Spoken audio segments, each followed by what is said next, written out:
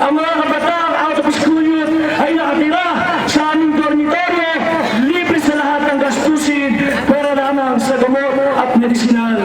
Sila po ay dumadaan sa masusing pag-aaral para hubugin, unahin ang kanilang kaalaman para maging mabuting ehemplo sa ating komunidad at patuloy na siriwain at isa puso ang sinasabi ng namayaning sikat Rizal na ang kabataan ang mananatili kailanman pag-asa ng ating bayan.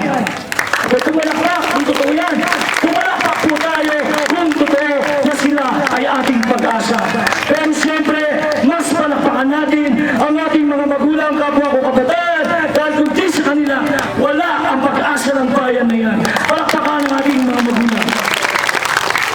College pa lang po, nagtuturo na tayo sa elementarya, high school at sa kolehiyo sa usapin ng leadership, theater at environment upang mapatimo sa kanilang isipan ang kahalagahan ng salitang pamumuno at ang importansya ng salitang pangangalaga sa ating kalikasan.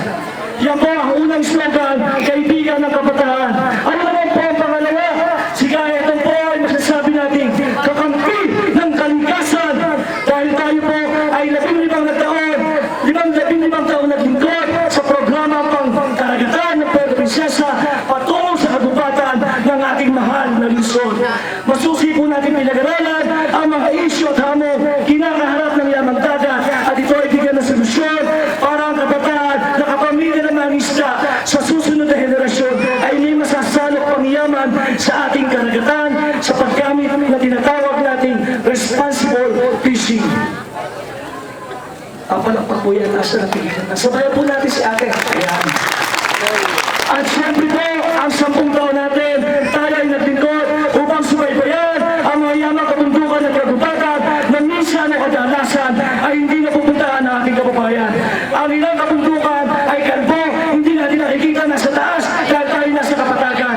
Pag bumagsak ang malakas na ulan, tumagundong ang malakas na ulan, bumuo sa isang kalbong kabundukan, babagsak ang lupa, babagsak ang putik, kaya ang tao doon sa kapatagan, sasakopin ang putik, kagaya ng nangyari sa Compostela Valley at sa Ormoc tragedy at sa Kinsaugon Leyte na kung saan ang barangay kinumutan ng putik, pati mga bata walang malay na matay po dahil sa ating pagmamalabis sa pagsira ng ating kalikasan. At yan po ang ating advokasya, mapanatiling balanse at malusog ang ating yamang kagubatan at yamang karagatan para sa kapakanan ng susunod na salin lahi.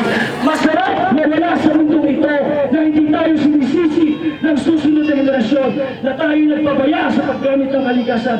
Mas masarap na wala sa mundo na sasabihin nila si lolo, si lola, si nanay, si tatay, ginamit na responsable ang kalikasan. Kung ano ang nakikita na nagagamit namin ngayon, nagagamit pa rin namin at ang susunod na henerasyon sa amin. Diba?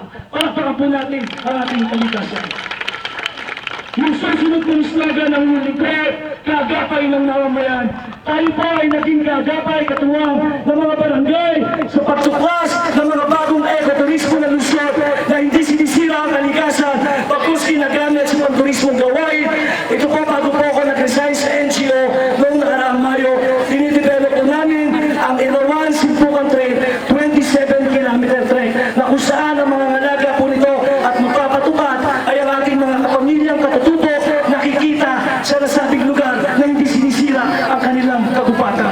Palakpakan po natin ating mga katutubo na silang nangangalagang unang-una sa ating yamang kagubatan na ginagamit sa panturismong gawain, hindi minawasa, hindi nilalapastangan, hindi binababoy o binabalahura ang ating yamang kapaligiran sa Puerto Princesa. Ang pinakahuling slogan ko po, Edong Magbayo, tulay ninyo sa konseyo. Gawin niyo po ako, gawin niyo po akong tulay upang ang mensahe sa inyong isipan, mga suwestyon, mga programang nais paabot sa tanggapan ng punong alkalde. Ipaabot niyo po sa akin, gamitin niyo po akong tulay. Daanan niyo po ako para ako ay maging tulay ninyo patungo sa tanggapan ng ating susunod at araw na congressman ng ikatlong distrito, Jimmy Lagan Carbonell. At sa tanggapan po ng punong alkalde, Cecil Bayron. Kaya po yan ang ating slogan, tulay ninyo sa konseyo. Ang numero po ng inyong lingkod, binatang-binata sa edad na 17. Siyempre, Binata 17. So yan po ang ating numero. Palakpakan niyo naman ang binatang kumakatok sa inyong puso. 17 anyos sa inyong balota, number 17. Kami po, dalawa ng aking mga kasamang kagawad sa Osero ay magiging gagapay at katuwang ng susunod na punong Kadisyasin Mayroon sa kanyang mga programa, edukasyon ng kabataan, kalinisan at kapaligiran at pangkulalang gawain. Ako po ay nag-isang na taong naglingkod, nagserbisyo ng walang hinihingi ng mga kabayaran, kundi ang makitang lumalago ang ating mga komunidad, ang isipan ng ating mga kabataan na gagamit sa tamang pamamaraan. Hindi po tayo hinihingi ng anumang kabayaran, kundi ang makitang sila'y patuloy na lumalago. Sabayan po natin si Nanay. Salamat po.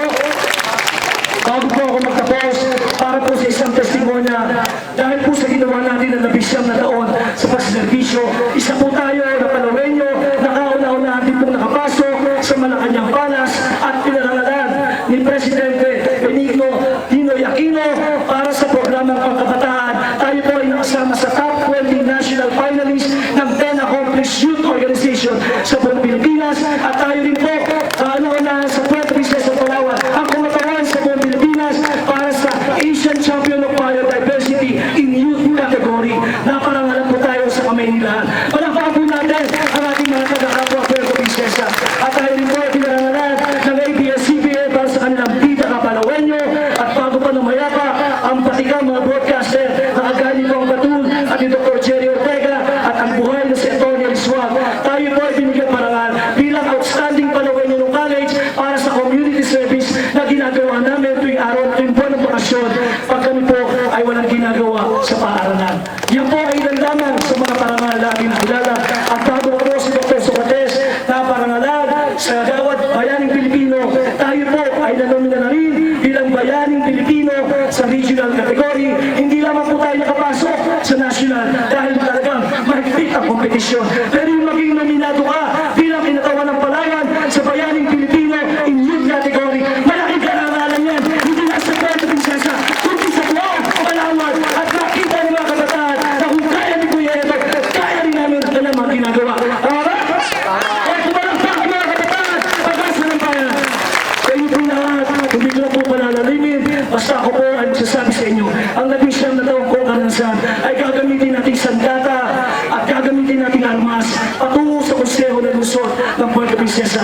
Kung anong nasimulan natin gawain, kalikasan, kabataan, komunidad, ating pong ipagpapatuloy. Samahan niyo po kami sa malayong lakbay na ito patungo sa pintuan ng Puerto Princesa City Government. Ang lakbay na ito ay hindi lakbay ng aming grupo, lakbay natin lahat. Ang tagumpay na ito ay hindi tagumpay ng grupo, tagumpay ng tama, ordinaryong mamamayan ng Puerto Princesa.